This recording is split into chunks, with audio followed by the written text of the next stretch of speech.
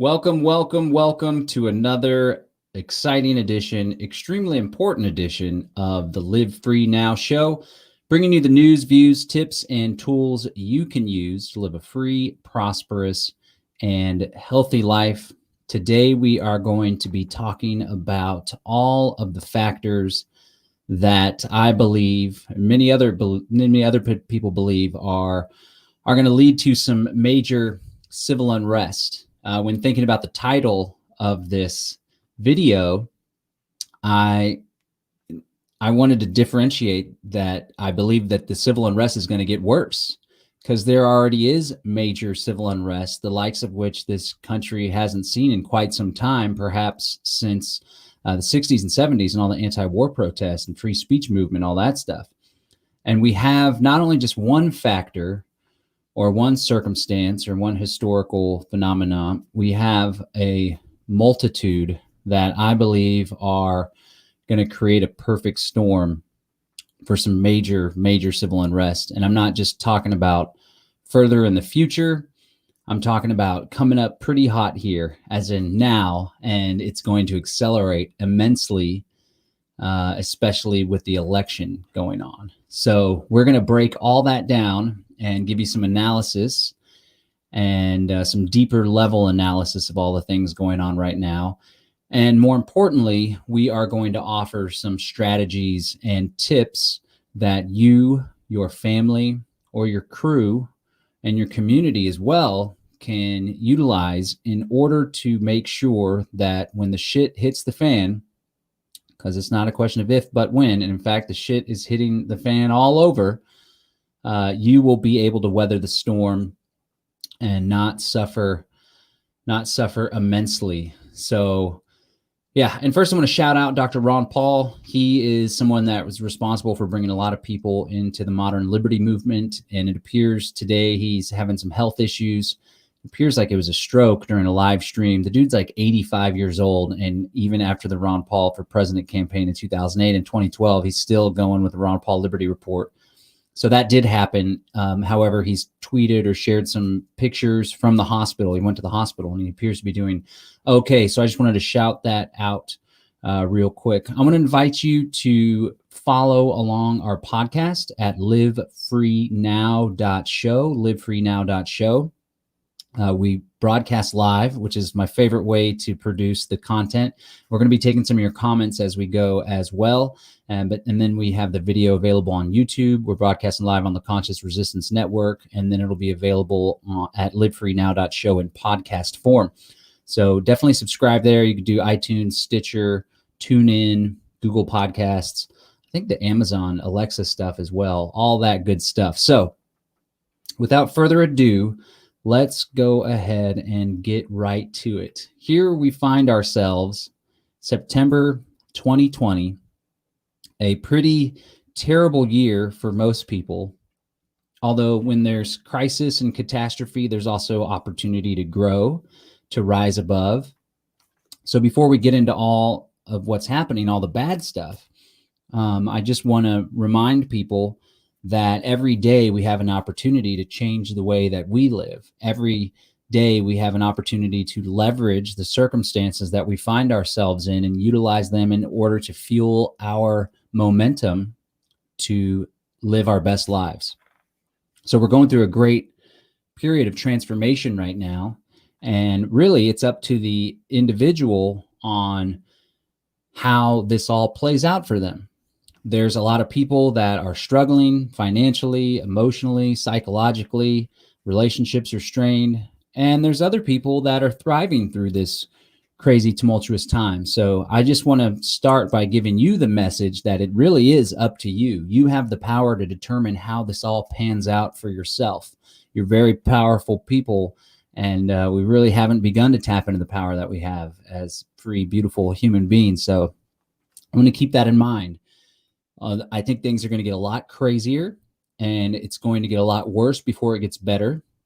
So in this podcast, I'm going to focus on the next few months, but I'm also going to talk big picture and talk about like a micro analysis, as in the now in the next couple months, and then a meta analysis, as in what can we expect to see change throughout all this stuff. And again, the point is, we on an individual level and on a collective level as a group of free sovereign human beings have a great opportunity right now to sow the seeds, to lay the foundation for some very beautiful things to come, a transformation, a shift away from the old way of doing things, despotism, tyranny, centralization, control, coercion, manipulation, to a new way of doing things, truth, decentralization, more harmonious relationships amongst human beings.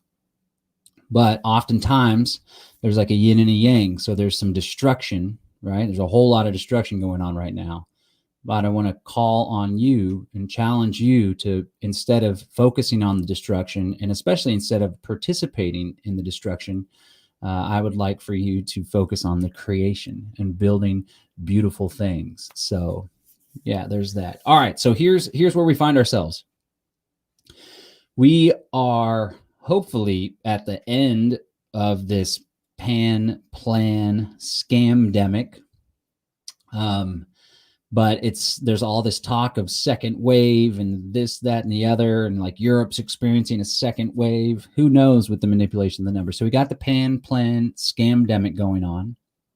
Simultaneously, in the wake of the murder of George Floyd, we see all these protests. I know there's people that are like, that was a staged event, or he died because of drugs. Whatever you think about it, what I saw for sure was a police officer kneeling on a man's neck for like 60 seconds or 9 minutes it was, for some crazy amount of time. Whether he was going to die anyway from an overdose, or whether that accelerated the death or whatever, what I saw was not cool, right? So we have the Black Lives Matter movement sprung into action again after being a little dormant. It wasn't really dormant, but after not being on a grand scale that it was before. And then there is like Antifa, there's communists, Marxists, anarchists, the bad kind, the destroyer anarchists, because I consider myself an anarchist voluntariist. That's all taking place.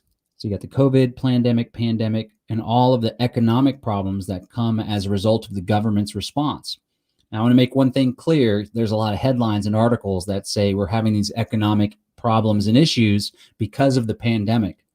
No, the economic problems and issues are because of the government's response to the pandemic, precisely the lockdowns and all of these mandates and all of these new mechanisms that are really throwing a wrench in the economic gears. So we have all that going on. We see an increase in the division between groups. And this is something that I've pointed out before. I have been paying attention to the left-right paradigm for like 20 years now. No, actually, it must have been after Nancy Pelosi and the Democrats took control of the House and Senate back in 2016, I believe it was. No, I'm sorry, 2006. That's when I realized that there was something going on. So I was a 9/11 truther, woke up to all that in 2002, was against the Republicans because I saw it as George Bush's war. And then I supported John Kerry for Democratic presidential candidate in 2004. I was simultaneously learning about the Skull and Bones and how they're both two, it's like a WWE, WWF, like staged kind of stuff. But I still had hope that the Democrats were the anti-war party. Then the Democrats took control of the House and Senate, promising to de-escalate the war and defund the war. And in 2006, they actually increased funding for the war. That's when I began to see through the left-right paradigm majorly. But through my activism for years after that, it was always like the Democrats versus the Republicans. That was the left-right paradigm. Now we see the extremes and the fringes and those groups that are seemingly willing to utilize political violence in order to achieve those ends. So it's not just Democrats and Republicans, liberals and conservatives. Now we see the factionalism being the boogaloo, white national. I'm not grouping all these groups together. These are different groups, although sometimes there's overlap. Boogaloo movement, militia movement, white nationalists, MAGA, the Make America Great movement on one extreme. And then you have the Antifa, BLM, anarchists, communists, there's like Maoist, Leninist, Red Guard groups. There was one that's defunct now. They transitioned into the Mike Ramos Brigade. We're going to talk about all that stuff when we break that down. We have the factionalism taking place, and it's more extreme. And we have a very real possibility of civil war. It may not be on a grand scale like it was in the 1800s in this country, but there's all these pockets of fighting that are taking place, and it's these extreme movements that are clashing with one another. So we're going to break that all down. And then really the powder keg to just tie it all in and just make things so extreme right now is the presidential election that's coming up with Donald J. Trump and Joe Biden. And it's not just any election. It is a highly contested election.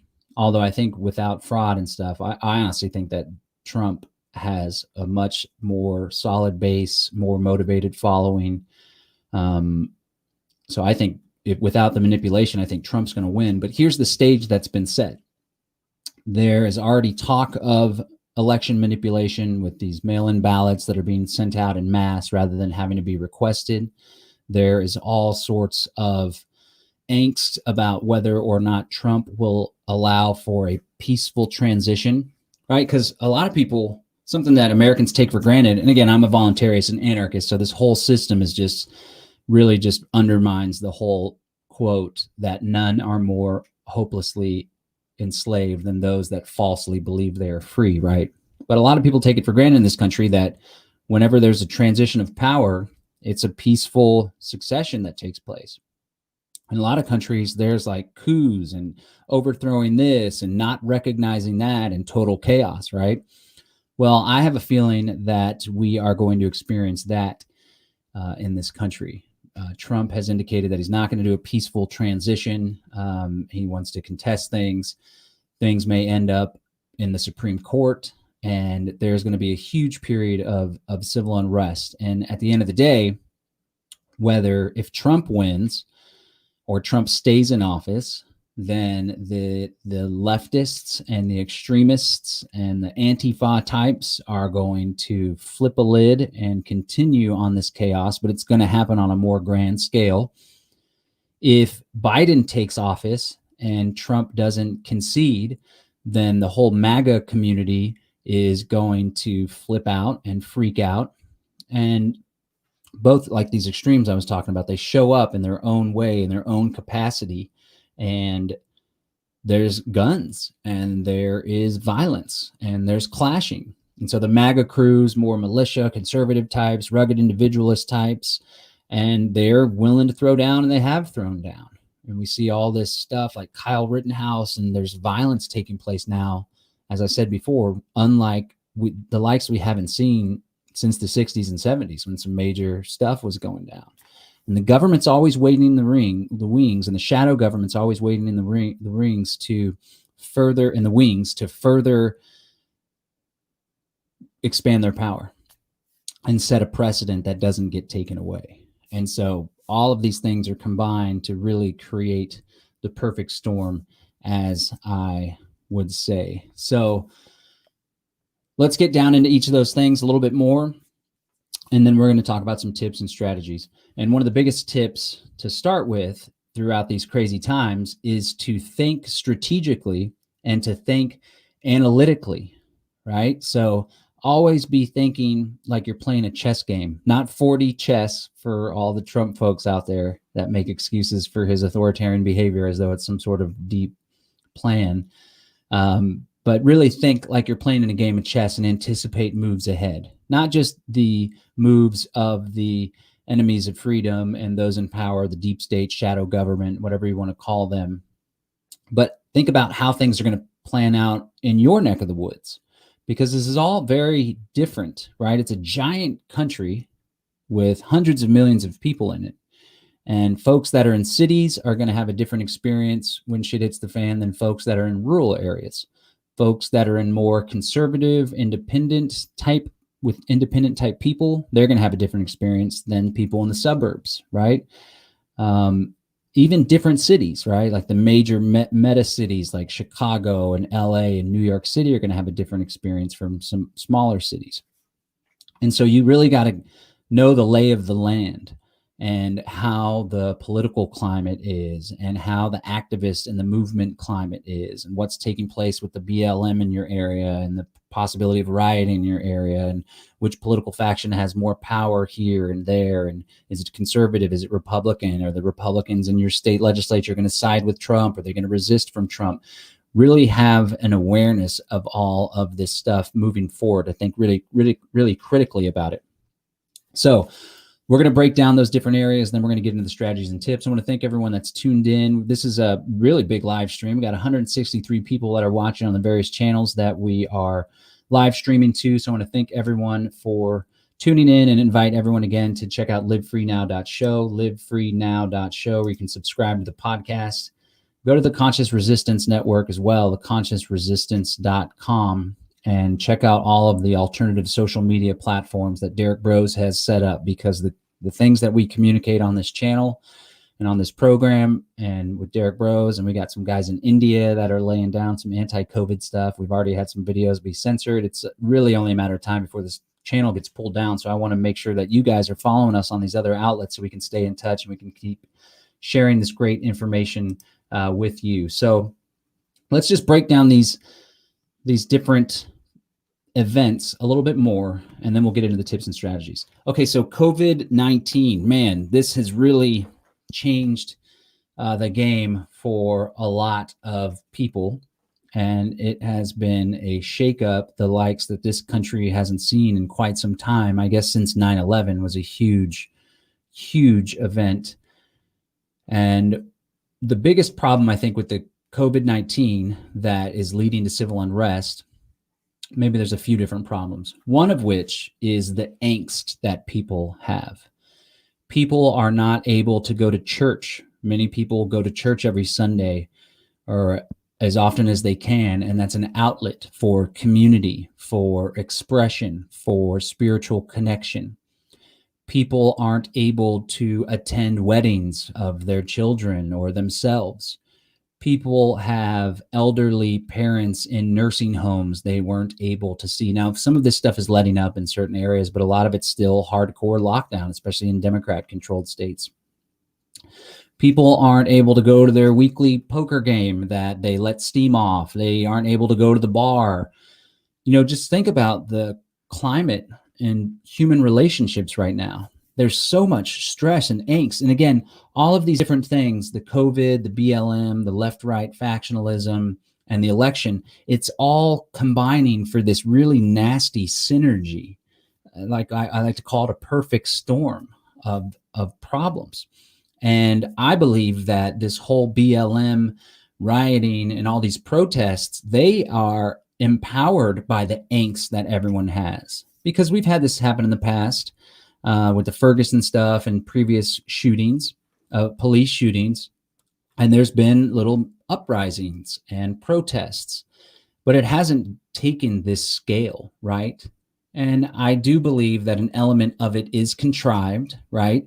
I do believe that there's some communist conspiracy stuff going on right now. I was just listening to an interview that G. Edward Griffin did with old Alex Jones, love him or hate him. I was watching for G. Edward Griffin. This guy's an old school boss when it comes to the conspiratorial world and all this stuff. And they were really hammering home the communist agenda. You know, the Communist Manifesto, there's multiple different planks of the Communist Manifesto, like a income tax and central bank and elimination of property, right? We have some element of private property in the United States that we enjoy compared to other places, but you know, the government owns your property. If you don't pay your property tax, they're going to take it away. And I do think that there is an element of exploitation by shadowy, sinister figures. And I think there's a communist element of that as well. But that doesn't take away from the fact that there is natural, organic protests and uprising taking place. And I think that that stuff that's happening has been exacerbated by the angst, the anxiety, the lack of human connection, the disappearance of any semblance of someone's normal life. Think about a family that was already struggling financially, and the mom and dad were constantly fighting. The husband and wife are just at each other.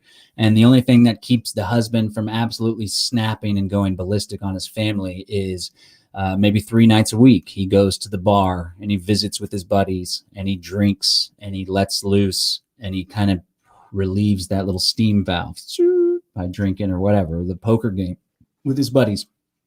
This is an ideal behavior, but that's what people do. And nope, can't go to the bar anymore. Stuck at home with the contentious relationship. Kids are at home now, laid off, financial problems. People are feeling freaked out and anxious. So that's one of the big problems with COVID that's leading to all this trouble. A second problem is the response by governments. The authoritarian response is creating more angst and creating more uprising. Recall, I think it was Wisconsin, or maybe it was in Michigan, where the governor is absolute authoritarian, but they had armed protests at the state capitol where it was like full on militia showing up, busting through the doors. There was something too more recently. Eamon Bundy got arrested doing the same thing. There are people that are really pissed off and really rising up. And anytime governments squeeze and they put the squeeze on your rights, there is this pressure that builds up, and there's an equal and opposite reaction that takes place. So the government has been just squeezing on people and squeezing. And sure, a lot of the masses are going along to get along, and they're genuinely freaked out because they're buying into the sensationalism and the propaganda and the misinformation and disinformation and manipulation of numbers that we see taking place. In fact, I saw someone that had a mask on, and it had a figure, a person on the front of the mask. And I was like, is that Donald Trump? And upon examining it closer, it was a freaking Saint Fauci. It was Fauci on her mask with a saint head behind him on the freaking mask. And I was like, oh my God. So yes, there are people that are just eating it up, but even those people have an increase in angst. But there's a lot of people that are mad as hell and they're not going to take it anymore, and they're disobeying. There's a video that just went viral, the woman that got tased for not having a mask in this huge socially distanced area at a football game or some sports event at a school. And so that's allowing for a lot of problems to take foot, because people are not taking it anymore, and they're resisting and rising up, and they're losing faith in the institution of government, and more people are seeing through it. And I've always contended more recently that the deep state, the shadow government, have overplayed their hands with this. They pulled off 9/11. So surprised that so many people fell for it. I think that they overplayed their hand on that one, but I think they were more successful with that operation. And a lot of people didn't wake up to it. But at the same time, pulling such an egregious move, there's going to be some consequences for the shadow government. And a lot of people did wake up, and a whole bunch of movements got sprung out of that. The 9/11 truth movement, all the conspiracy research just exploded in popularity. Myself, that's how I quote unquote woke up and became an activist, because of 9/11. Well, the same kind of thing with this COVID operation. I think that they overplayed their hand. There's a lot of people that are now like, whoa, this is not good. We're going to think outside the box. We're going to opt out. We're going to resist. So that's another phenomenon that's taking place that's leading to increase in angst and some changes that we're going to see.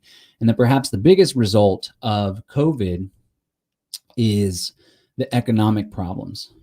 And man, this was already a fraudulent economy on a totally cracked and debased foundation.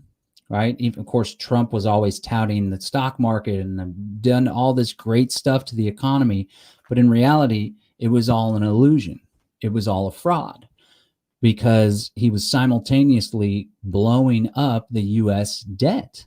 And this has been happening for presidencies before that. Every presidency, the government is essentially bankrupt since 1933, essentially figuratively and literally bankrupt.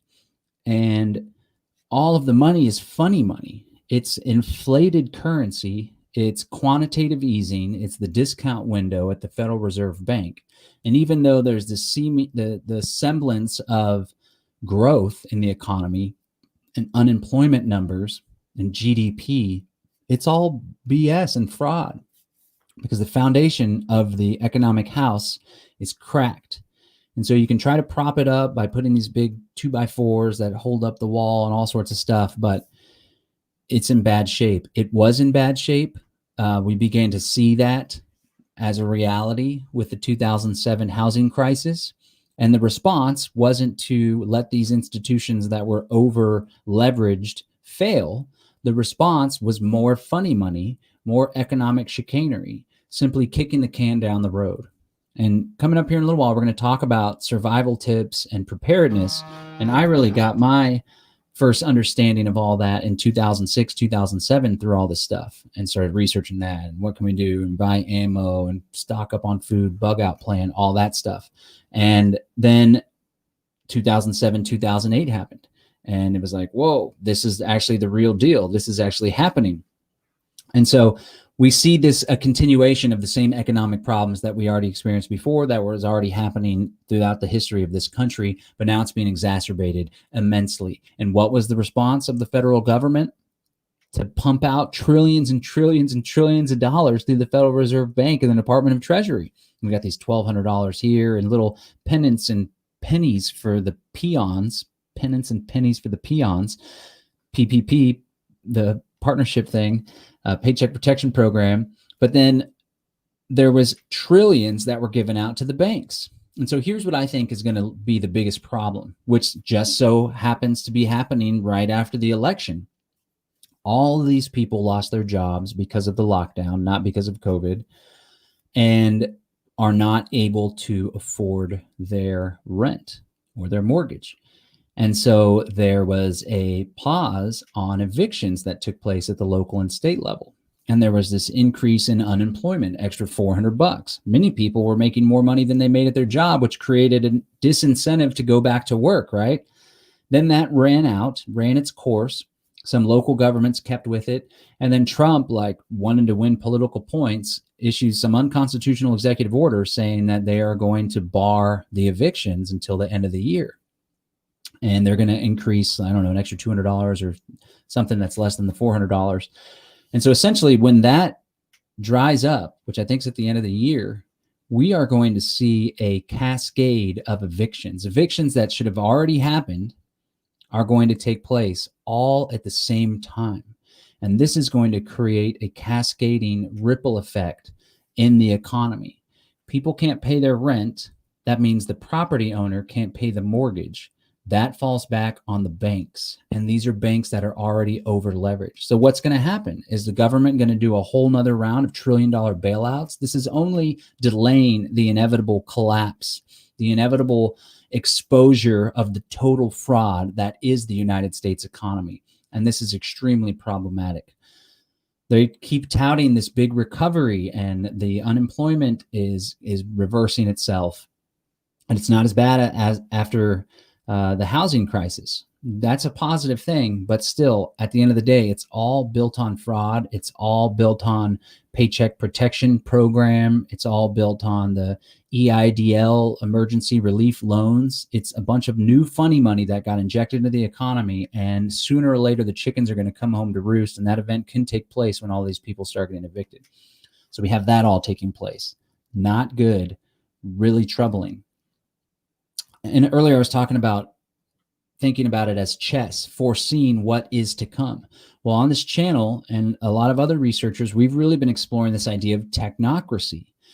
And the powers that be have been churning out propaganda about the new normal, right? And so the angst isn't going to stop, even though we see the curve flattening, right? No matter how much of a fraud you think the COVID thing is, if it's totally fake or if it's partially fake or there is a virus, there isn't virus, hasn't been isolated, PCR test is bogus, whatever. The idea is, oh, the curve is flattened, people can go about their lives, but that's not what the powers that be want. And in many areas, they are going to continue to roll out contact tracing. They're going to have little drones and little computer monitors that take your picture to see if you're wearing a mask. One of the plans for the technocracy is to take away privileges unless you get the vaccine, right? We're going to see mass resistance. We're going to see mass angst. This is only going to continue. I don't see an end in sight. However, in many areas and with many people, the pandemic is already over and people are going on about their lives, which is a very beautiful thing.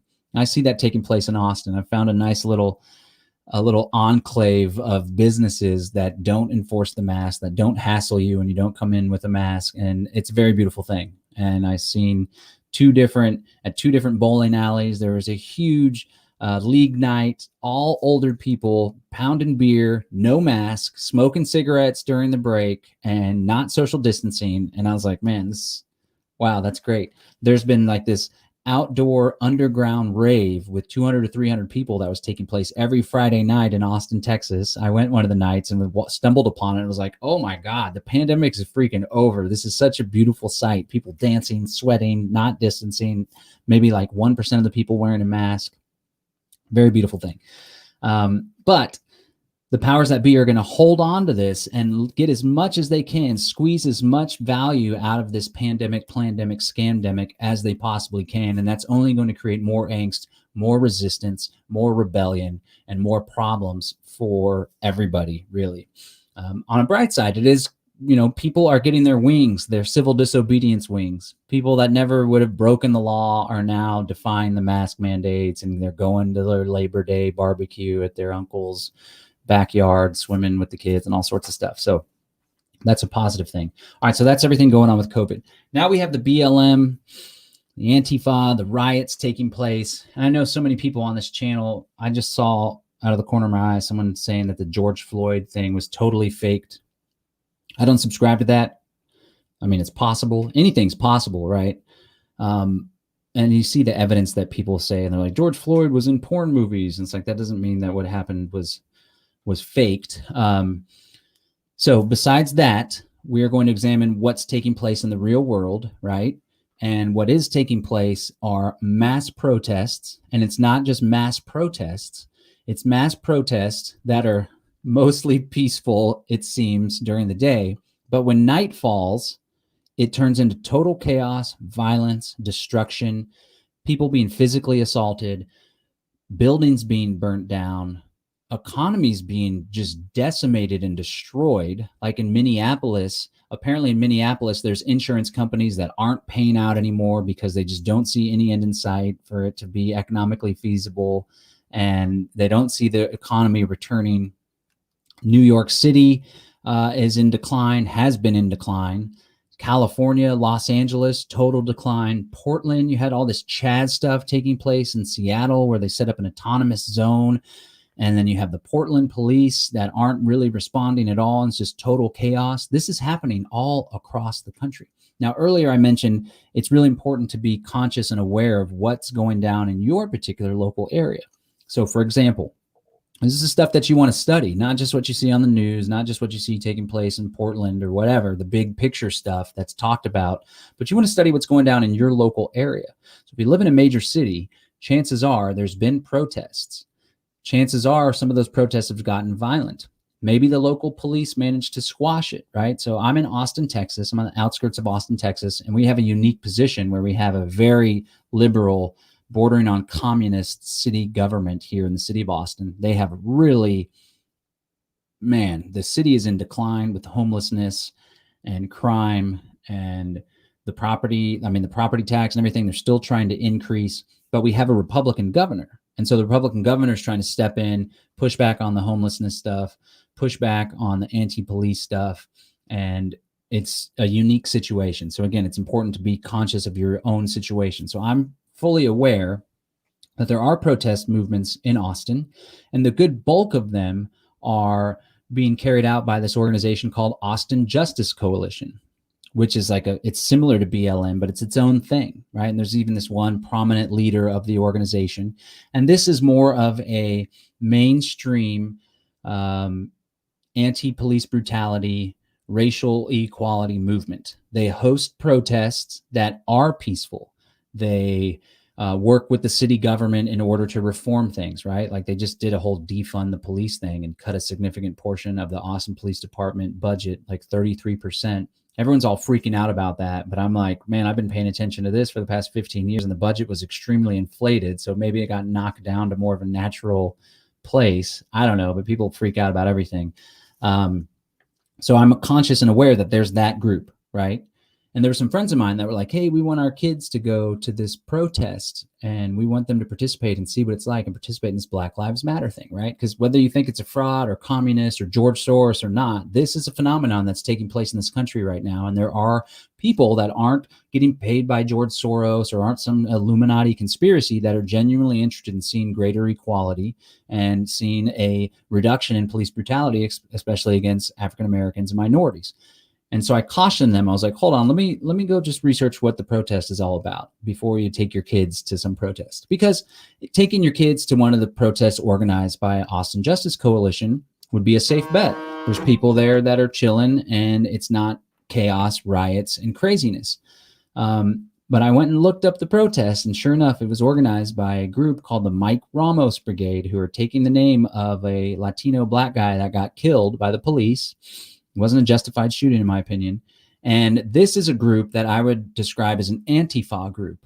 A lot of it grew out of what is called Red Guard Austin, which was a group of Maoist, Leninist, Trotsky, like, I don't know how these ignorant youth could support Chairman Mao Zedong or Lenin or Stalin. And these are the people that they follow. But that group, I guess, is defunct or whatever. They would like do vandalism and all sorts of stuff. Well, the Mike Ramos Brigade is the outbirth of that. And so it's like, oh, okay. Whenever there's property destruction, whenever there's late night, whenever there's any semblance of rioting, apparently they sent some of their people to go riot and loot a Target. It's this Mike Ramos Brigade. So what I want to impart upon you is to be aware of the different factions. And I'm aware of the Mike Ramos Brigade, which is a smaller group, right? And I don't think, unless there was some people busting and Dallas groups or people were coming all in from all these places, I don't think that this group has the numbers or the strength in order to create hardcore civil unrest in Austin, like you see in Portland, like you see in LA, like you see in New York City. So that's my awareness, being aware of some of the groups. That's what I started off. One of the biggest things that we need to have during these crazy times is critical thinking and a consciousness and awareness of everything that's going on. So not everywhere is like Austin, and Austin actually is getting worse, it seems. Who knows? Maybe more people are going to get involved. We had Breonna Taylor just happen in Louisville, and then there's all these solidarity things taking place. Maybe there's going to be another egregious George Floyd type event, and then it's just going to pop off even worse. And in the cities that were smaller or that didn't have this whole Antifa influence, it's going to get even worse. We don't know what's going on, but we know that that's taking place. Now, the one thing that I think could lead potentially to a civil war, and we already see these elements of civil war taking place, is the factionalism, the extreme right, extreme left. And I don't like the whole left-right paradigm, but for the purpose of understanding what's taking place in this country right now, that's what we're going to use. Somebody said just a second ago, BLM is a Marxist terrorist group. So I know that some of the leaders and heads of BLM have expressed support, and that they go to Marxist trainings. I'm sorry, I keep getting a little notification on my thing from a clock here. I'm just going to turn it off because it keeps distracting me. I know that does take place, but again, I want people to recognize that there are people that aren't Marxists, there are people that aren't terrorists, there are people that aren't for property destruction that consider themselves part of the broader Black Lives Matter movement. That being said, yes, some of the organizers of BLM are professed Marxists, and you have to be aware, again, back to the consciousness, the understanding, the critical thinking of what's taking place. Marxist communists have a particular playbook. And it was Hegel that came up with the Hegelian dialectic: thesis, antithesis, synthesis. If you're in the truth or conspiracy movement, you know that as problem, reaction, solution. So you better bet your bottom dollar that that strategy is being utilized and being leveraged by the powers that be, by the deep state, by the shadow government, by the New World Order types, but also by activists, BLM types trying to get a change. And one of that, problem is create destruction, destroy, riot, loot. One of the reactions might even be bigger clampdown by the police, so then we can expose and shine the light on the police. And that's actually something that actually took place here in Austin, Texas. Another level of analysis. The Mike Ramos Brigade, the Antifa red communist leaning group, right? Some of their leaders, they organized a protest that was really nasty, really violent. They took the highway, this highway jamming thing, which is terrible strategy, in my opinion, as an activist. And the police had a very strong-handed response. Okay, so you have a problem. Activists in the street, rioting, blocking the highway, creating unsafe situations, really violent and nasty. Response, reaction, police shooting with not less than lethal munitions, shooting people on the head, people go into the hospital. When the medics come in to help, they shoot the medics. And what is the solution? Problem, reaction, solution. That is what gave the political capital that was needed for the city government to defund the police. See how that works? So yes, there are Marxists and communists that are involved in this whole BLM, this whole Antifa type thing. And that's something that we need to be conscious of. And we need to be aware of that problem, reaction, solution, right? So I haven't even gotten into the bulk of the tips yet that I want to provide for you guys. But the big one is the awareness, critical thinking, the understanding of basic economics, the understanding of human psychology, the understanding of mob mentality, the understanding of the playbook that's been utilized by the powers that be throughout history in order to deceive the public, in order to create a problem with an anticipated reaction so they could roll in their solution. Be aware of that. It happens all the time. Now, as I said before, there's this Democrat, Republican, left, right thing that's always like clashing and we need to reach across the aisle, blah, blah, blah. Now it's an extreme. We've entered a whole new era of political violence and political extremism. I don't like to use the word extremism so much when I'm using it to describe the phenomenon that I want to talk about. That's a Department of Homeland Security thing, extremists, right-wing extremism, left-wing extremism. But the groups have gotten more fringe. Right. And it used to be all the action was here in the political channels. And maybe there was an anti-war protest that was really big and there was some clashes with police. But now it's like, wow, these Antifa types are really prominent, doing a whole lot of shit. And wow, the militia, boogaloo, white nationalists. I mean, what took place in Charlottesville was nuts. And both of these groups were there and they clashed and people died. And so all of these events that are taking place, there's this, somebody's doing something to try to bring about change. And then there's a response. Okay, well, the militia types are going to go protect the buildings, right? Or the militia types or white nationalists. And again, I'm not saying that militia types or boogaloo people are white nationalists. I'm just grouping in.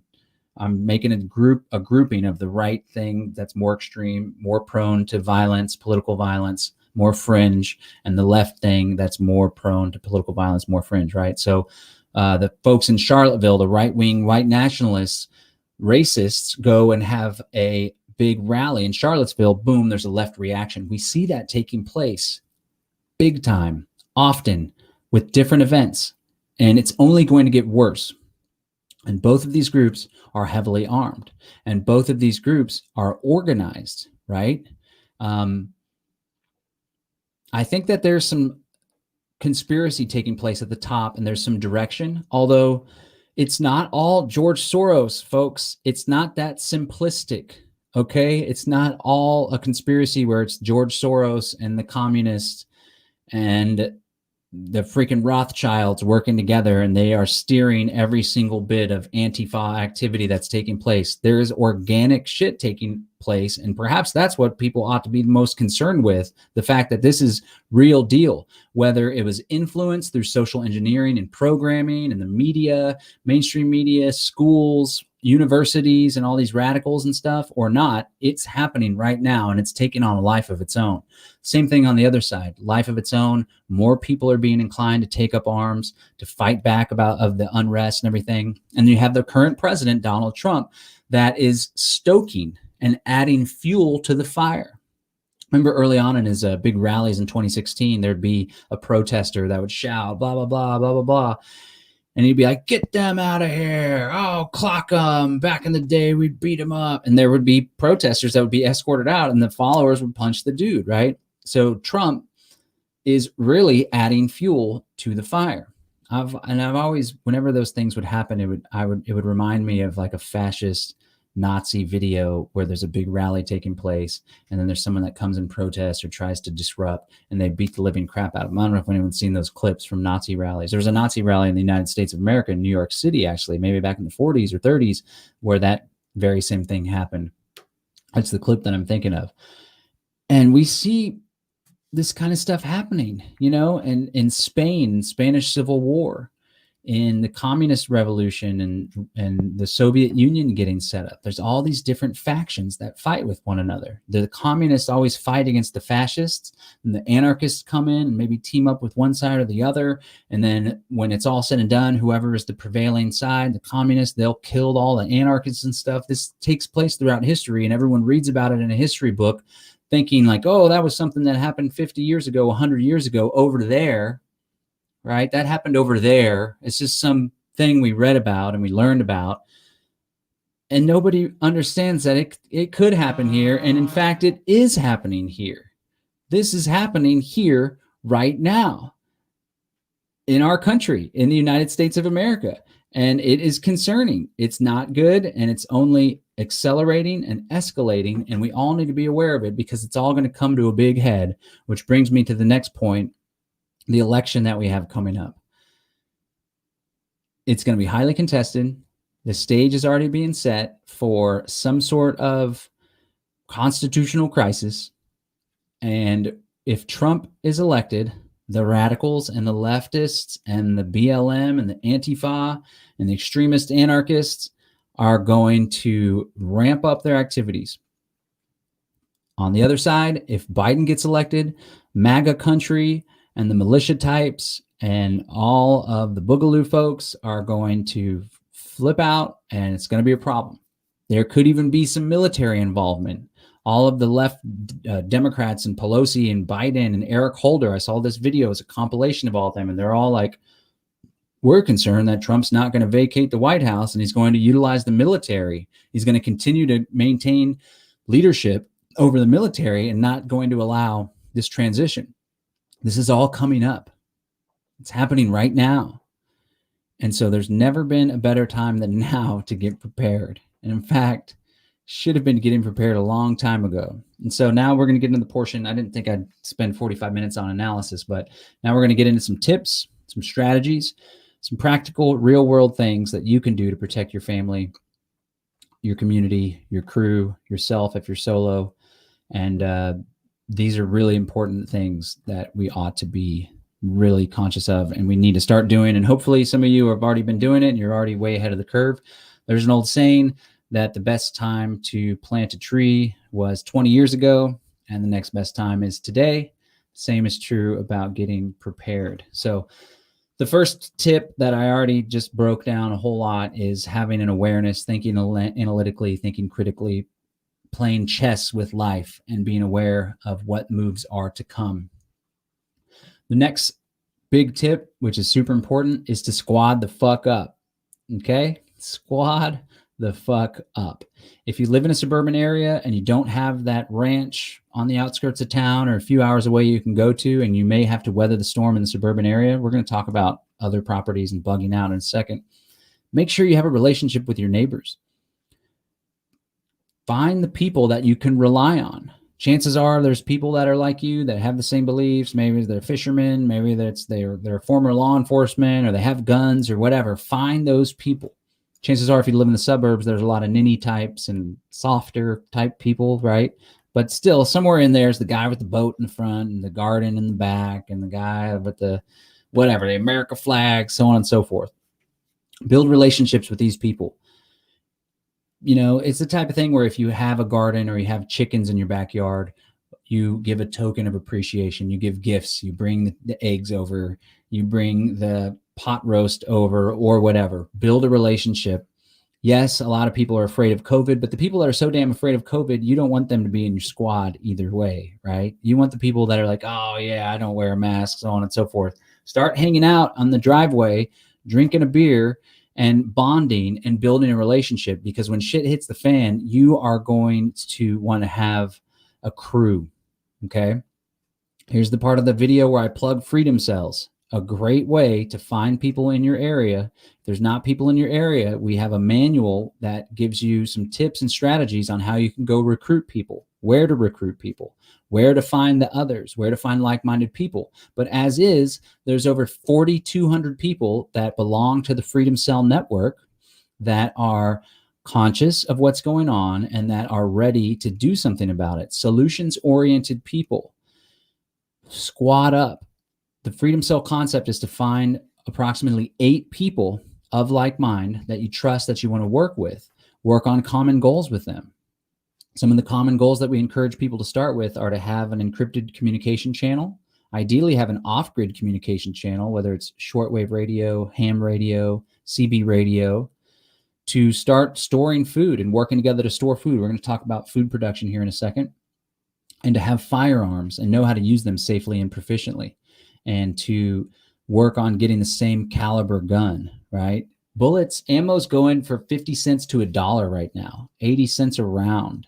It's absolutely nuts. And then you go to the range and you're like, tat, tat, tat, tat, tat, tat, tat, doing the double tap. And you just $2, boom, boom, $2, boom, boom, $2, boom, boom, $2. So if you're not stocking up on ammo, even though it's extremely inflated, start stocking up now, little bits here and there. But when you work with a group, you can buy bulk ammunition. So you got your little freedom cell, inner cadre, around 8 people. You're like, all right, well, 9mm, 2 of us already have 9mm. The other guys, let's go ahead and get you 9mm, and let's start buying in bulk so we can get a better rate of the ammunition. And the other thing people do, we're going to talk about this also, is to have a bug out plan with your inner cadre group. You form your inner cadre group, you link up with other inner cadre groups in your area, and you create what's called a middle cadre. Now you have 30, 50, 60 people of like mind prepared to support one another when shit hits the fan, or even if it doesn't. Then you have your middle cadre, around 64 people, 8 groups of 8 ideally, could be 2 groups of 8, whatever. You link up with the other middle cadres that are in your Texas area or in the country, and you guys work together, share ideas, skill share, strategies, support one another. That's exactly what we're doing. There's over 4,000 people, so I strongly invite you to go to freedomcells.org, sign up, put yourself on the member map. Don't use your home address, but use the Starbucks down the road or the park down the street, and find and link up with other people in your area. That's what people are doing. Shit's hitting the fan. We're preparing ourselves to be able to opt out, to be able to continue life as usual when the technocracy kicks into overdrive, or when the shit hits the fan after this election, or as things continue to deteriorate and there's more civil unrest. We have a network of people that are ready to throw down and support one another. That's what I mean when I say squad the fuck up. If you're not going to take it that far, if you're not going to join the Freedom Cell movement or whatever, if you have family, immediate family, get them on board. It doesn't take a conspiracy theorist wearing a tinfoil hat to see the forest for the trees that we are experiencing right now. The riots are happening. The economy is in shambles. The mainstream media is talking about the election crisis that we're going to experience. It's now an easier time to wake people up out of their slumber and to activate them to prepare. So that's what I want to strongly encourage you to do with your family, with your immediate family, with your extended family, your aunts and uncles, the guys that you get together and play poker with. You need to find somebody so you're not alone, right? A lot of the preparedness stuff is about self-sufficiency, but it's not necessarily self-sufficiency. It's very difficult to be sufficient with just you and your family. It's about community reliance. It's about building reciprocal relationships where you have people that will get your back and you will get their back. It's a very beautiful thing, and it's absolutely necessary if we are to survive, and not just survive, but thrive during the coming BS. So the first thing, besides critical analysis, is to squad the fuck up. Next thing I would encourage you to do, if possible, again, this is stuff that already should have been done. It's never too late though, right? Is to get the hell out of the cities. These cities are powder kegs. They are not a natural way for humans to organize themselves. They're probably inflated and socially engineered and easy access to capital and credit. There's cities that are busting out, like Detroit's busting out. Minneapolis is busting out. New York City's busting out. Yes, there's opportunity in the cities. There's art, there's culture, there's restaurant, there's family, there's all sorts of stuff. There's business, there's economic opportunity. More and more that's becoming a problem. Not for everybody though. So if you do insist on living in the city, if your career, if you're employed in the city, if your family, if you're taking place of your older relatives, for example, like my folks, God bless them, they're in great shape and they're doing great. But my sister's here, my brother's here, my nephews, my nieces, my parents are here. And, you know, come another 10, 20 years, my parents can be pretty damn old. So I want to at least be anchored near the city, but I have plans right now to get the hell out of the city. I'm on the outskirts of the city right now, which is good, but I want to get further away from the city. And I suggest you do the same. All this stuff I'm going to be sharing about, I'm not on some high horse. I like doing these videos because it lights a fire under my ass to get more on it as well, right? So I got some preps going. There's been some preps going. I'm getting more prepped, buying more ammo, for example. But I'm not all the way there. And the idea is like, here's the ideal where you have the 20-acre bug out spot with the underground bunker, and you got 6 months worth of food storage. You have a well, you have a squad of 8 buddies that are all going to meet you there when shit hits the fan. Each one of them is trained in tactical SWAT type. Some of them are former military. Some of them are former law enforcement. You have the CB radios. You got the ham radio set up. You have your off-grid 4x4 truck that's outfitted with all sorts of steel so it can resist bullets, blah, blah, blah. That's the ideal, right? And here's where most people are at. And the name of the game is just to inch a little bit closer to this. All right. Maybe you make it all the way there. Maybe listen to Jack Spirko on the Survival Podcast for the past 10 years and you're already close. Just get closer. Just get closer. That's all that we're talking about. If you get just a little bit closer, 20%, 30% closer, it's going to make a world of difference when shit inevitably hits the fan. So the city's no good. City is where the chaos is taking place. There's too many damn people packed into one place. There's authoritarian police departments, sheriff's departments that have military grade weaponry and hardcore tanks that are supplied by the Department of Homeland Security that were used in war or that are surplus from wars, from building up wars. They want to use that stuff. They've been trained to use that stuff. They're using that stuff.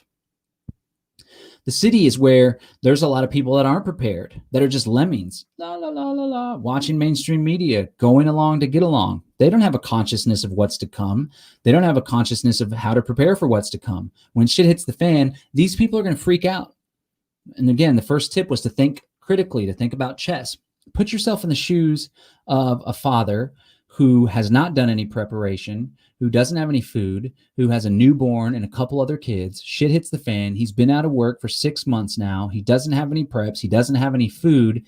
And the bread lines are overwhelmed and the government is failing and the supply chain has just been crippled and crushed. So coming in with the bread and the wheat isn't there for the bread and the highways are all jammed up from 18-wheelers that got set on fire from civil unrest, Mad Max type scenario. That father, maybe just a year ago, wasn't willing to break into your house to take the food that you have.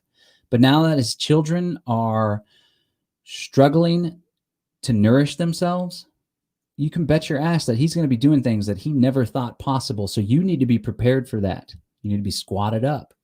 You know, the best way to win a fight, I was listening to the podcast earlier. I was already planning on doing this podcast, but it was a similar topic. Pete Quinones and the Free Man Beyond the Wall. And he had a couple ex-military, ex-police guy on there. And they said the best way to win a fight is to avoid it altogether. So a lot of the fights are going to be going down in the city.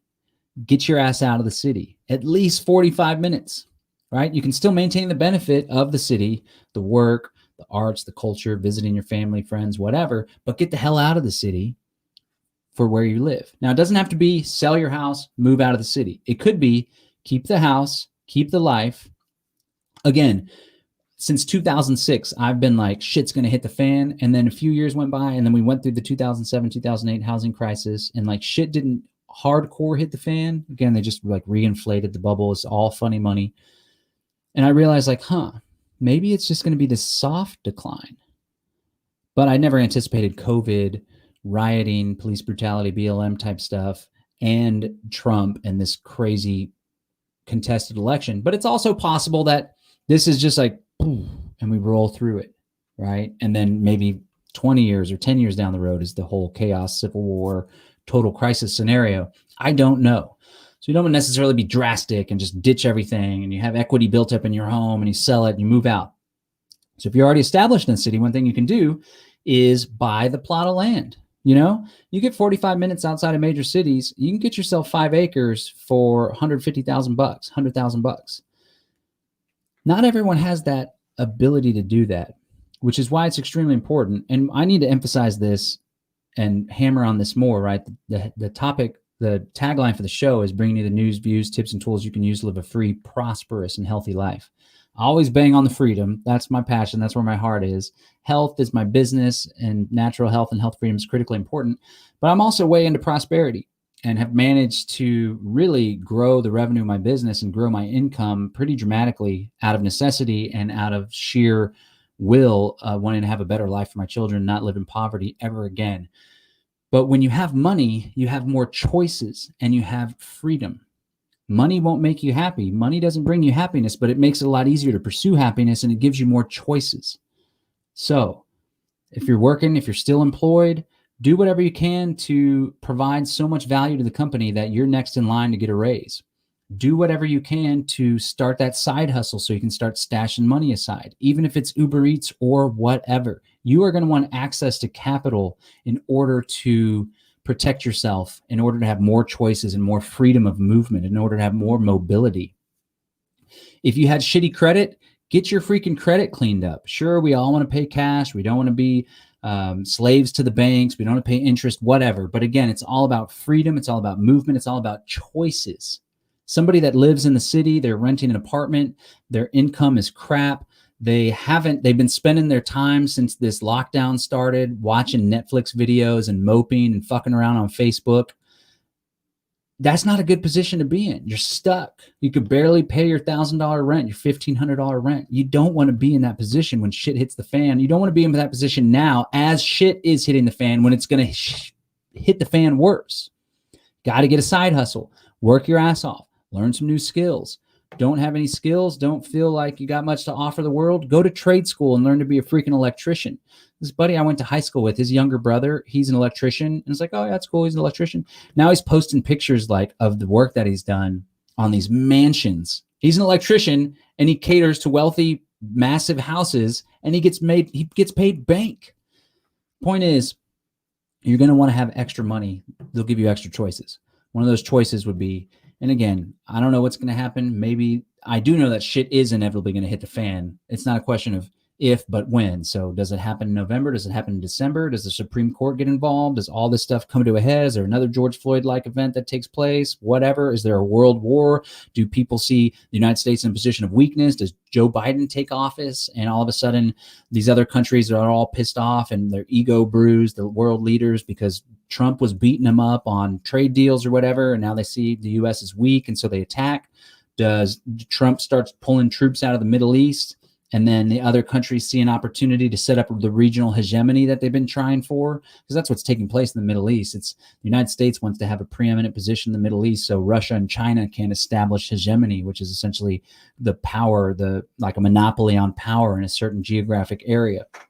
I don't know when it's going to happen. I don't know what's going to happen, but I do know that if you have money now, or if you work your ass off and you have more money a year or two from now than you do today, you're going to be in a much better position than you are now if you're broke watching Netflix with the thumb up your butt, fucking around on Facebook all day. The point is, get yourself some access to capital, clean up your credit. If you live in the city, sell your place, move out to the country, maintain the place, get a secondary place. It doesn't even have to be, you could get a 2-acre, little 1-acre mini homestead in that small town that's an hour away, 30 minutes away, and you could pop a freaking RV on it. You could spend $75,000, get a half acre in this little podunk town that's an hour outside of town, $75,000. The mortgage on a property like that would be super duper cheap, or the land loan on a property like that. And then you get yourself a $10,000 or a $5,000 little RV. You build a nice shed and you start taking that storable food out there. Bam. You get a property with a well, whatever. You and your buddies pitch in on the property. That's a way to do it. That's why there's strength in numbers. You already have your freedom cell, your inner cadre. Everyone's on the same page. They're ready to do something to protect themselves and their families. Everybody comes to the table with $10,000. You get the down payment. You buy yourself the $100,000 piece of property. Everybody has their little RVs. Everybody's prepared with a plan. Point is, cities are not where you want to be when shit hits the fan. You don't have to buy the property. It's all about, that's why I said squad the fuck up was one of the most important things, because when you have a network, you can have a lack of access to capital, no money in the bank, but a strong network, right? Like me and my ex-wife did the poverty activist thing for like 10 years. Then we had kids and it was like, poverty doesn't work when you have 2 kids. This really sucks. Time to make some more money, right? But we didn't have financial wealth, But we had wealth in that we were connected to people all across the country through the Liberty Movement, where we could take a country tour, and in just about every major city or state, there's somebody that would be willing to put us up, that we could meet with, that we could bond with if we were in trouble. Like in New Hampshire, the Free State Project went and picked up our school bus, converted school bus, broke down. I was in New Hampshire, networked with the Free State Project. All it took was a little call to their little Porcupine 411 little alert system, and somebody came and bailed us out and picked us up and helped us out. It's all about network. It's all about access. It's all about choices. Okay, so if you don't have a lot of money, if you haven't been focused on money, a lot of people on this channel are like, money's evil, blah, blah. And you're really just like pushing money away. You're like, you say money's evil, you say money's corrupt, you say money is problems and money's the root of all evil, then really the number one thing you're doing is saying, money, get the hell away from me. And money's like, oh, we were thinking about going to hang out with that guy, but now he thinks we're evil, so we're going to stay the F away. If you're not into money, if you don't have money, if you don't have access to capital, if your credit score is 550, then you better really focus on adding value to other human beings. So when shit hits the fan, you have that network built in. And that's something that we like to offer people with the Freedom Cell Network. All right, I spent a lot of time on that one, but it's really critically important. I had financial success as my next one, but I think we already hit that as well. Okay, so really what's most important throughout all this is the ability to feed yourself, right? Maslow's hierarchy of needs. So food production is actually absolutely important. You got your place outside the city or you have your place inside the city. If you're not already gardening, you better start. Now's the best time. Again, remember the analogy with the tree. When's the best time to plant a tree? 20 years ago. When's the next best time now? When's the best time to plant a garden? 2 years ago. You've just been reaping the benefits of it. When's the next best time?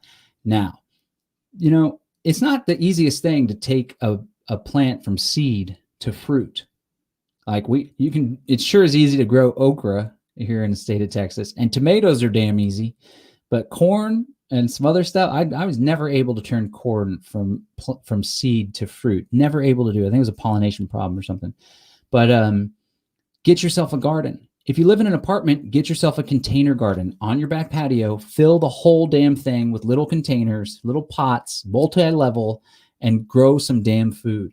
If you live in an apartment, link up with some friends, come over every weekend and work on the garden in their backyard. If you have acreage, plow the freaking land and do some massive row crops. If you have a backyard, do row crops. Yeah, raised bed gardens are great.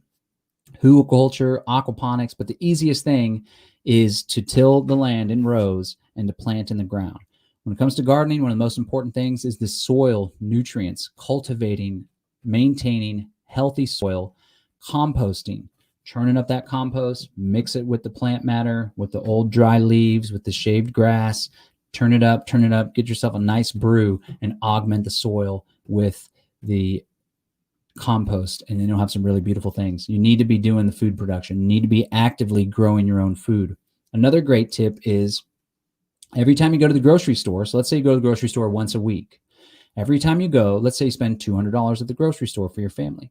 Every time you go, add 20%. So you spend $200, spend an extra $40 and buy canned food, storable food, non-perishable food items. This is a great way. If you're on a tight budget, you don't have an extra $200 set aside to buy the food storage or to go all in on cans, you just buy a little bit extra 20% every time, an extra 10%, an extra 50%, whatever it is you can afford, start stocking up. I used to say we need 2 weeks worth of food storage. I've upgraded that to 3 months worth of food storage. Now, I don't have 3 months worth of food storage, but we're doing the little stock up thing. And in fact, I was just talking to my girlfriend. I think the next thing we're going to do is, we usually spend like $200 to $300 at the grocery store. My kids eat a whole lot, but I think the next thing to do would be like to spend $200 to $300 just on non-perishable foods, canned foods. The next step is the storable food, is these emergency, My Patriot Supply, whatever. I don't know which the best one is. I don't buy from them. A lot of them are backed up. Find one that you can trust. Find one that's actually delivering. It's only going to get worse. Same thing with the ammunition. It's only going to get more expensive. It's only going to get more scarce. Supply and demand. Find some storable food. That's the deep storage food. That'll last you a year or two. And you could slowly start bulking up on that. The thing is, if you haven't started doing this, you're going to want to start now, and you're going to want to buy in bulk. You're going to want to buy $100 worth of cans. If you can't do that, You're going to want to do a little bit here, a little bit there, a little bit here, a little bit there. It's critically important. I started anticipating in February that we were going to have some problems with this COVID stuff. I sent out some emails and was talking to my family. We started some group threads with my family, with my high school friends. And I was like, you need to stock up on food. You need to stock up on food. And sure enough, the grocery stores were a rat race. Canned food was off the shelves. Toilet paper was off the shelves. Not only do you need to buy food, you need to buy the toilet paper, you need to buy the soap, you need to buy all those supplies and buy them in bulk, ideally. Additionally, you don't want to just buy soap, buy toilet paper, all that stuff. You also want to focus on the medical needs. Okay. Quick plug for Kratom, sponsor of this program. Red Kratom's great for pain. You're going to want to have something like this, or have some ibuprofen or some Advil, whatever it is. You can get a free ounce of Kratom, freeounceofkratom.com. We also sell colloidal silver. That's a great thing. Antibacterial, anti-infection, antiviral, antimicrobial, great for cleaning cuts, cleaning wounds. When someone comes down with the runny nose, the infection, you could nebulize it, you could drink it, you could put it on the wound. MMS, chlorine dioxide. This is a very special substance that the government does not want you to try. The FDA hates it. A couple people got locked up for selling it. Google MMS. Well, actually, don't Google. Use DuckDuckGo and then go through 2 or 3 pages worth of stuff, because all the first stuff is going to be total propaganda and misinformation, just like with Kratom. But this is something that's antiviral, antibacterial, and could really come in handy if you get critically sick and you're not going to be able to go to the hospital because shit hit the fan, or there's some pandemic, plandemic, scandemic going on, or a real pandemic going on. You're going to want to already have this stuff in place. Here's the part that doesn't feel good to talk about, but it's good advice. If you are utilizing some sort of pharmaceuticals, you're going to want to talk to your doctor or your pharmacist and start stocking up on extra. If you're taking opioids, Kratom is a great alternative to opioids. I'm saying this not to sell you Kratom, but because if you start going to your doctor and asking for more opioids and bigger prescriptions, you might run into a problem. But if you're someone that suffers from chronic pain for whatever reason, you're not going to want shit to hit the fan. The pharmacy is boarded up down the street because riots have been taking place and you don't have access to your pain medicine. You're definitely not going to want to be in pain or needing whatever high blood pressure medicine or whatever it is, and you got to bug out and you're all fucked because you've been utilizing this pharmaceutical for the past 10 years, and now all of a sudden you don't have any more because you weren't prepared and didn't stock up when you could, and shit hit the fan and the pharmacy got burnt down. I'm telling you, folks, if you're not doing this stuff, you need to, because we spent the first 45 minutes of this broadcast telling you why we are experiencing a perfect storm of world events, country events that could lead to some serious shit going down. And I think the powder keg event, so you got all these like massive piles of gunpowder, BLM, COVID pandemic and angst, and people are all freaked out. They haven't visited their family. They haven't had sex in like in 6 months because they're not dating or anything. You got the BLM shit. You got the left and right fighting and factionalism. And then the election comes along. It's just a match. You're going to want to be prepared. So if you're taking pharmaceuticals, if you're dependent on pharmaceuticals, if you rely on pharmaceuticals to have a decent quality of life, start stocking up. Stock up on the natural alternatives. Stock up on the cannabis, stock up on the CBD, stock up on the Kratom, stock up on the colloidal silver, stock up on the MMS. Great thing. Learn about chlorine dioxide. Great to have in a survival situation. All right. You could take all that stuff and you can put it in a bug out bag. Let me talk about bug out for a second. So ideally you have a property you can bug out to and it's outside the city. If you don't, you and your buddies work together. If you don't have buddies, you need buddies. That's why we started with Squad the Fuck Up. But you got to have a bug out spot. You got to have somewhere to go when shit hits the fan, especially if you live in a major city. Ideally, you already have a property and that's where you live. You're 30 minutes, 45 minutes outside the city. You got your garden going on. You're like, why the hell would I bug out? I'm chilling here. We're squatted up. We got a nice fence around the property. I know my neighbors. They're squatted up too. They all are gun owners. We're okay. But if you live in a shitty spot, if you live in an apartment especially, you might need to bug out. Now, there's a balance and there's a fine line between bugging in and bugging out. Right? So all this COVID stuff took place. Some of my friends, they bugged out. They like went to their remote spot in North Carolina mountains and they bugged out.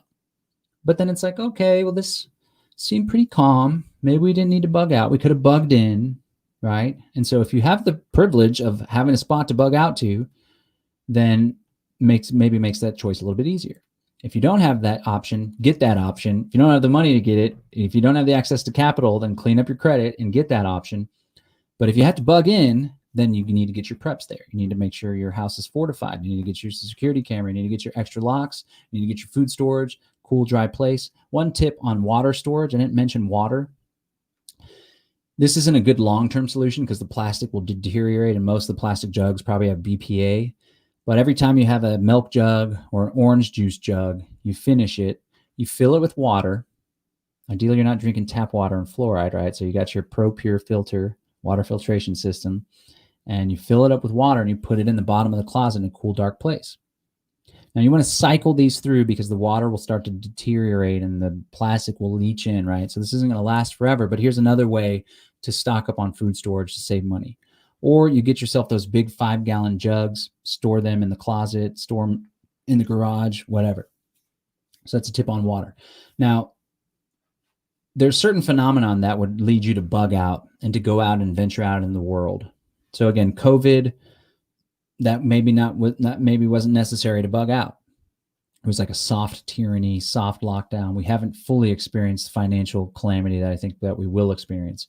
But if you live in downtown Portland or New York City, in the middle of Manhattan, or Los Angeles, downtown near the police station, the district headquarters, you bet your ass that you want to bug out when there's riots taking place and neighborhoods are being burnt down to the ground and apartment buildings being burnt down and shit is just hitting the fan, right? So the idea is to know where that line is before, to be conscious of it. So when that line triggers, you're not like, should we bug out? What do we do? You've already talked about it and you have a plan with your squad or with your family or with your significant other or yourself.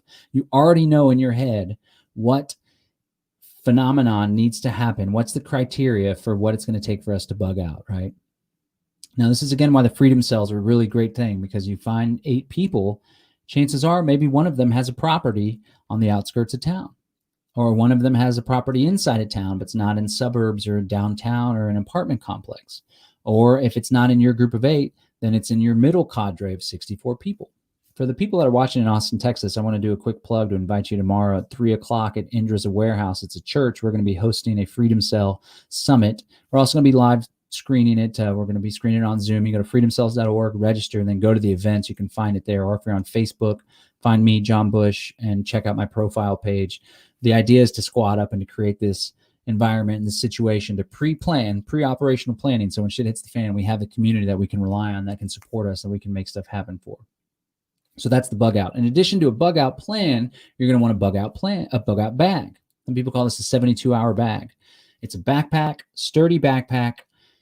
And in it, you put supplies, the supplies that you would need if you're on the run or on the go for 24, 48, 78 hours. This could be like a total crisis scenario. You know, one of the bug outs that I always thought would be a necessary bug out is if the government's coming for you. We don't know how tyrannical and how crazy things could get. Could find yourself in a situation where all of a sudden you're a fugitive for some victimless crime, or CPS is coming after you and your family, or whatever. That's a damn good reason to bug out when the tyrannical arm of government's coming to put you in a cage. You're going to want a 24 to 72-hour bug out bag. This could be on foot. You're trekking it. You laid out a plan on Google Maps. You went and scouted it out, pre-operational planning. You know you can go through this big ranch. You know you got to jump the barbed wire fence here. Maybe there's a pickup spot over here. This is where you're going to meet on the outskirts of town with your crew. Then y'all are going to convoy the extra hour to go to the ranch that so-and-so has. Could be on foot. Could be driving. So you can have your bug out plan at your home, your bug out bag at your home, or you can keep the bug out bag in the car. You know, you're always, when times are really tough, it's really a good idea to keep a full tank of gas in your car, because if shit hits the fan, if there's a natural disaster, some sort of emergency, there's going to be long lines at the gas station. There could be problems. If there's a major disruption in the supply chain, there's going to be problems. You're going to want to have a full tank of gas. So my advice is don't just do the little $5, $10 thing. Fill the tank of gas every single time, every opportunity you have. Which reminds me, I need to go to the gas station. So you got your bug out bag. In your bug out bag, you're going to have your little meals, your non-perishable meals, some granola bars or whatever. You're going to have some water. You're going to have a change of clothes. You're going to want to have, if it's cold, if you have a cold climate, one of those really thin, like NASA blanket type things. You're going to want to have that. You're going to have a knife, pocket knife, preferably one of the handy pocket knives that has a screwdriver and the cork popper and the beer bottle opener and Phillips and the flathead screwdriver, knives, a little saw type knife. You're going to want to have a gun. That's one of the final things we're going to talk about is guns, but you're going to have a gun in your bag with a couple extra magazines of ammunition. And you're going to have a small first aid kit, some alcohol, some kratom would be perfect in your bug out bag if you run into pain or whatever. You're going to want to have some ibuprofen, some iodine if there's a really serious wound. You want to have a little Band-Aid to act as something to cut off, not a Band-Aid, but something to constrict blood flow if you have a really serious cut or something going on. And you're going to want to prep all sorts of resources online. Just search bug out bag, videos, lists of things to have, right? If anybody wants a hot business idea to buy these bug out bags and to have the supplies, you let someone customize it and then you go build it for them and you ship it to them with the upcharge, of course. That would be a great business idea for someone to take advantage of. But you're going to want to have a bug out bag. So if shit hits the fan, you got to go on foot, make sure it's comfortable, make sure it's not too heavy. If you're able to take your car, keep the bug out bag in your car and be ready to roll. Bug out plan, bug out bag, super critical. All right, and then the final thing I want to touch on is guns. If you don't own a firearm, there's never been a better time to purchase a firearm. If you live in a constitutional carry state, you should carry a firearm along with you. If you don't, and you have to ask the government permission, I know it's unfortunate, it doesn't feel good, but you might want to ask the government permission, or you could be an agorist and just carry on your own. But you're going to want to get a nice, small, compact pistol that you can carry on your person. It would also be good to have a nice shotgun for home defense or for hunting. And then if you can access an AK-47 or an AK or an AR-15 or some assault rifle, as they call them, which is just a propaganda term, that's a good idea to have that as well. Those are for when shit really hits the fan and there's either marauding rioters or there's looters because nobody has access to food and they're just going door to door, a gang of thieves, right? Nobody wants to think about this actually happening, but think about nightmare scenario, like The Walking Dead without the zombies. Who knows? Maybe there would be zombies from some crazy experiment that got on the loose. But all the crazy dystopian movies that you watch, a lot of that stuff is desensitization and part of a mind control social engineering operation. But think about worst case scenario and how prepared are you for something like that? May never happen, but it could. May not be the worst case Mad Max scenario, Walking Dead scenario, marauding rioters roving from house to house, raping and pillaging, gangs, right? Because, you know, shit hits the fan and there's still going to be gangs, criminal elements that are organized crime. What are they going to do? Are they all of a sudden going to become ethical, good Samaritan, Boy Scout type figures? No. In fact, a lot of the rioting that's taking place, it's either Antifa, deliberate Marxist, wanting to destroy things, leveraging the BLM, police accountability movement for their own communist, anarchist purposes. Again, I use the word anarchist lightly because I'm an anarchist, but not the destruction type. I'm the creation, building type. So that's the rioting taking place. But a lot of the other rioting is criminal gangs that already stole from businesses. And they're like, I'm going to seize the opportunity to go steal some freaking TVs right now. When shit hits the fan, those gangs are still going to exist and they're going to want to hurt people in order to get things and to feed themselves and to exploit the opportunity, break into people's houses and take their saves and stuff. You're going to want to be ready to squat up. That's why you need to have a firearm. And as I said before, ammunition is like 80 cents a round, $1 a round, extremely hard to come by. You're going to want to start bulking up big time, which brings me back to why it's important to have financial security and have choices. Oh, money's evil. Money's a problem. No, money helps you get shit done and gives you access and gives you choices and gives you freedom that you wouldn't have without the money. $1 a round, it's pretty fucking daunting. You got to spend minimum $50. I went on a website recently, it was a minimum $79 order for the fucking ammunition. It's not going to let up. The civil unrest is going to continue. I have a buddy that owns a gun store here in Austin, and man, since the school shootings started popping off, and since the police shootings and the BLM stuff and the rioting started popping off, homeboy is just maxed out. He does the LT license to carry classes, sells the firearms, sells the ammo, maxed out all the time. It's not going to let up. You need to make the financial sacrifice to get yourself a firearm if you don't have one, and ammunition. Don't just get a firearm and be like, well, I got a gun, I'm safe now, right? Because it's, you're messing with the firearm. It can be a little overwhelming and daunting if you're not used to it or accustomed to it. I need to get out to the range myself or find a buddy that has a property we can go shooting some more. I haven't gone to shoot in a while, and this is all bringing it back to me. Used to have a huge stash of ammo, boxes, the metal cases of it and everything. And then the room that it was being stored in got flooded out a few years ago when there were some hardcore floods here in San Marcos and Austin, Texas. I know a lot of people are like, I have all those guns. They got lost in a boating accident, but that really happened. And so slowly but surely, I'm trying to rebuild because, man, ammunition's, it's also a valuable investment as well. If you bought ammo a few years ago when it's 16 cents a round, now it's $1 a round. There's people that trade amongst themselves. There's little online marketplaces where you can make a listing that you have all this bulk ammo, 223, 48, whatever. So get a gun.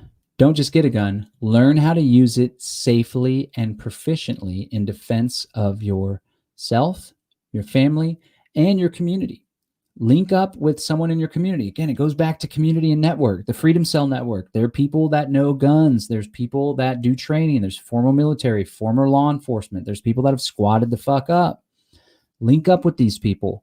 Hey, you free next week? I would really appreciate it if you could take me to the range and show me some of the basic stuff about firearms. You learn how to shoot it. Learn what to do if it gets jammed, right? You don't want to just fumble. Oh my God, I'm in the middle of a shootout and I don't know what to do when my gun got jammed. You want to learn to use it.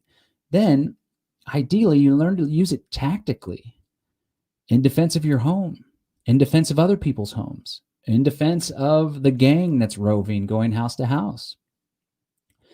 Just here's the great lesson about a gun, and it also applies to all of this stuff, right? We've talked about a lot of stuff. We're going to be wrapping it up here pretty soon. I've gone an hour and a half. Usually my podcast lasts an hour.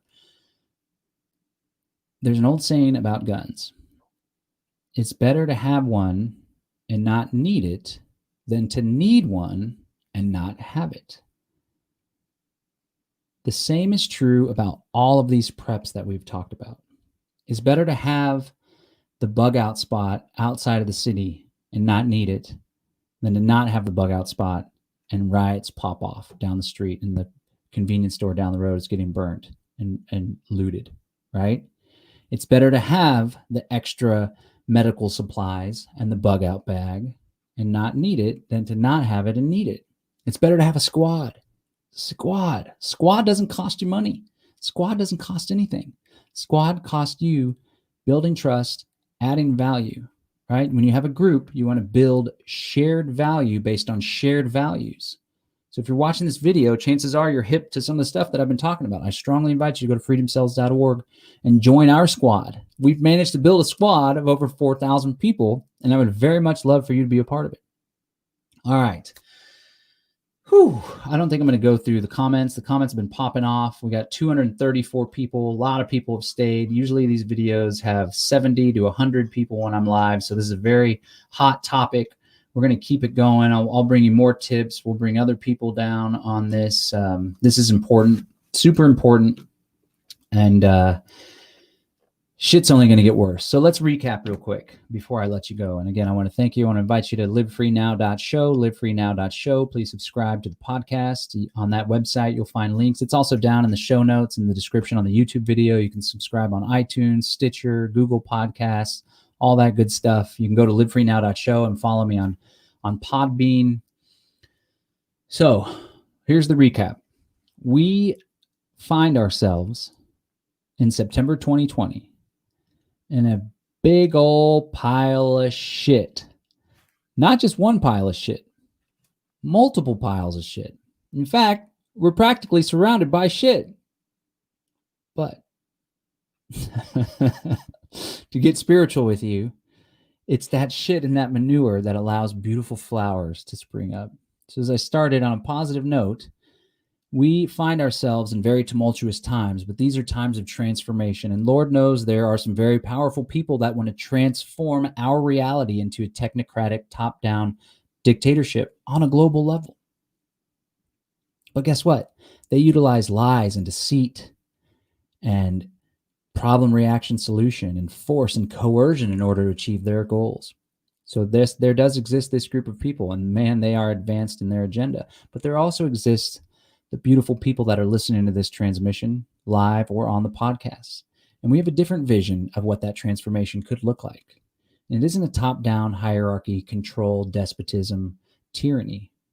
It is a beautiful thing with free people living together harmoniously with peer-to-peer organizations supporting one another through mutual aid, mutual benefit, mutual defense. We have that opportunity to create that reality, but I need you to survive through the coming shitstorm so we could do it on the other side, right? It was the book of Isaiah. Was it Isaiah? Yeah, Isaiah. The book of Isaiah in the Bible that talked about the remnant, right? And that's when the apocalypse happens, everyone's wiped out, and there's a small group of people that rebuild the pieces of society. And I want you to be that group of people with me and with the Freedom Cell community and with all the free thinkers and the change makers and the radical innovators out there. That's going to be us, but we need to survive through it. So what situation we find ourselves in?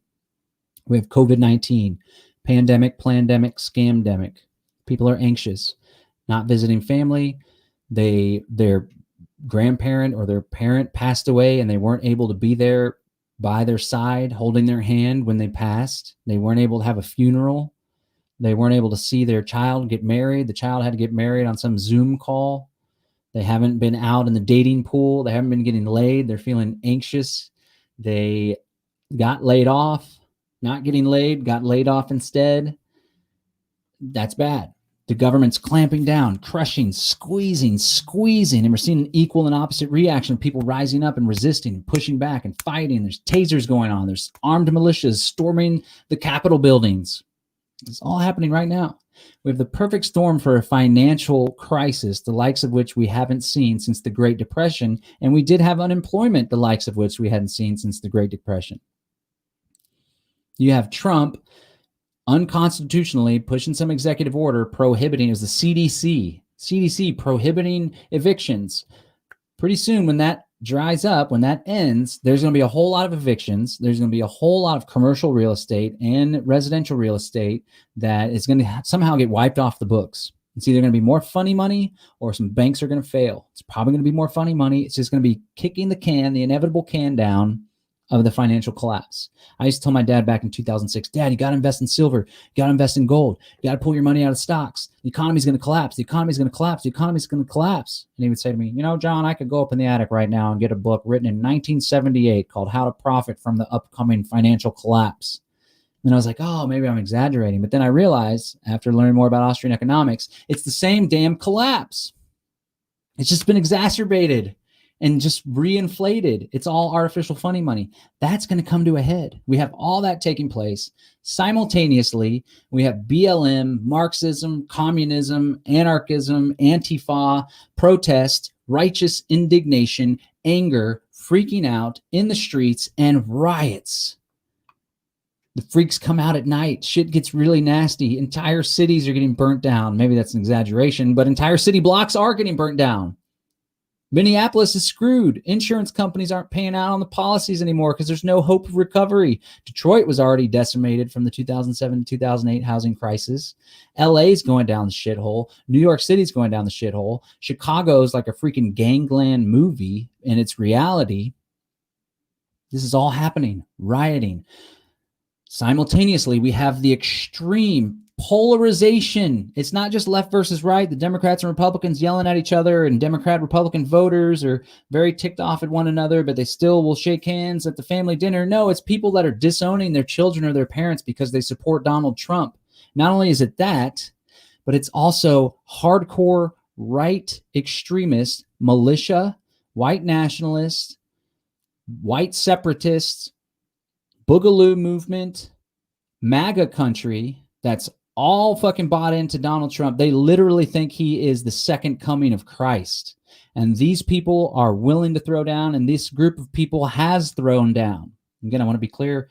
I'm not saying that all these groups are white nationalists and they're all blah, blah, blah. These are just what I call the right-wing fringe extreme that is grown and inflated itself. Started popping off in the 90s under Bill Clinton. A lot of people were aware of globalism, the New World Order, and then the freaking Oklahoma City bombing took place. Before that, Ruby Ridge, then the Oklahoma City bombing, then the Joint Terrorism Task Force, the militias got broken up, then George Bush took office, and now we have a right wing in office that kind of pulled back a little bit. But then 9/11 happened, everyone knew that was going on. Then Obama took office, the right wing militia movement, the extremists grew.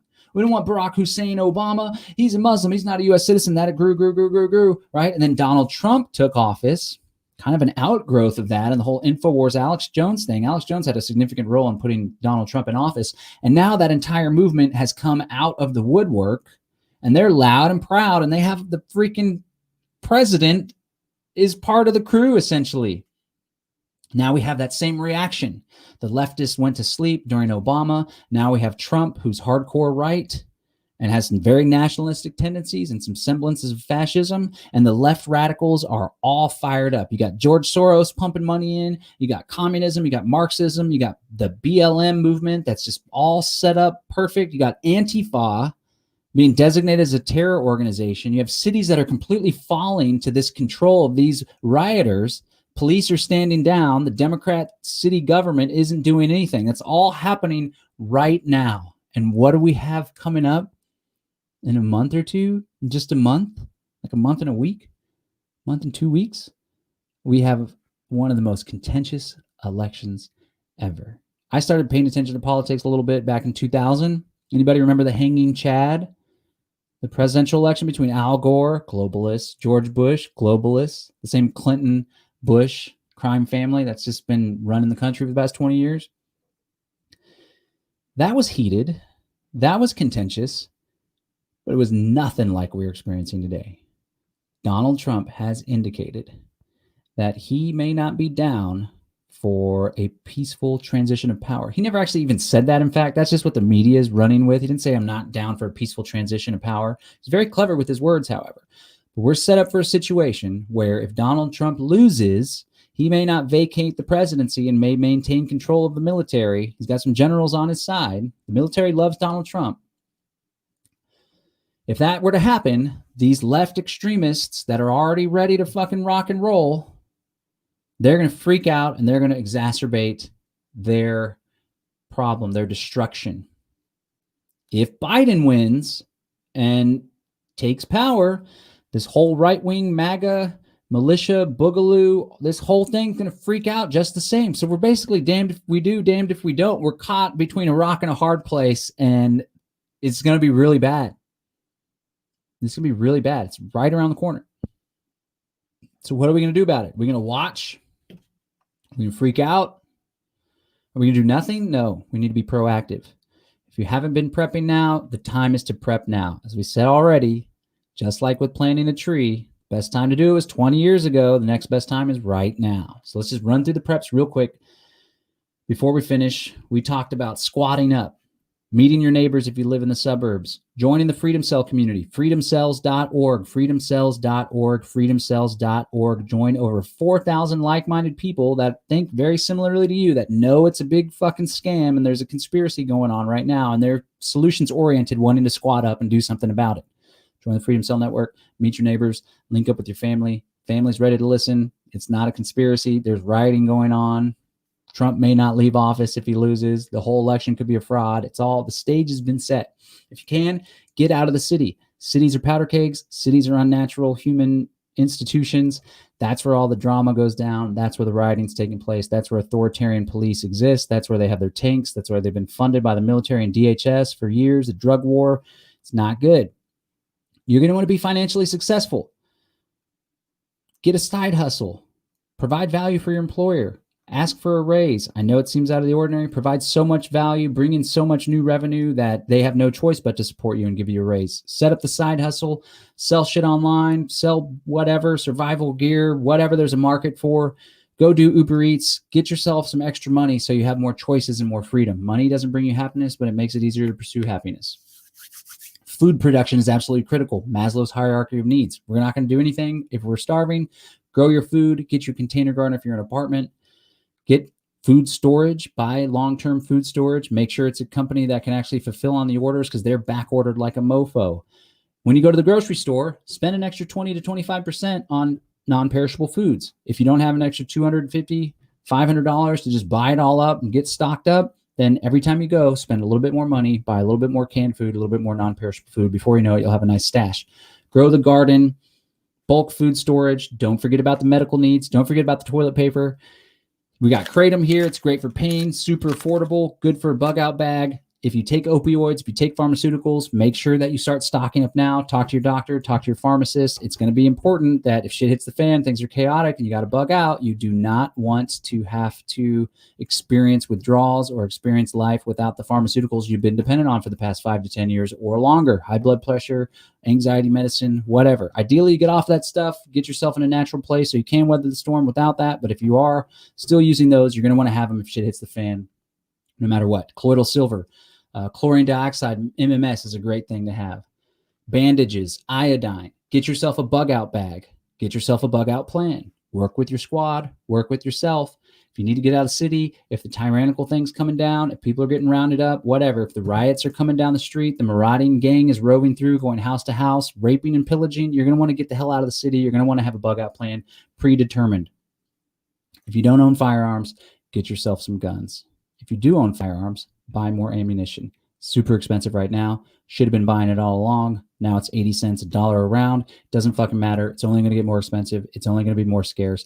Buy ammunition. Buy a firearm. Don't just own it and think you're going to be able to use it. Just like having the survival seed bank, you think you're going to be able to turn the seed into food. It's a lot harder than you think, especially if you have a weird climate, to grow from seed to plant. Just the same, it's a lot harder than you may think to pull the trigger and defend yourself when shit's really going on and there's someone breaking into your house or whatever the fuck, or you got to squat up and fight off the gang. Learn how to use the firearm safely and proficiently to defend yourself, your family, and your community. Link up with your gun buddy. Link up with your guy that's former military. Link up with a former law enforcement. Take a class here, take a class there, whatever. All right. I think I've made a pretty good case that shit's getting really real, really fast. And I hope that I have provided some insight, some tips, some strategy, some wisdom, some guidance that perhaps you hadn't considered.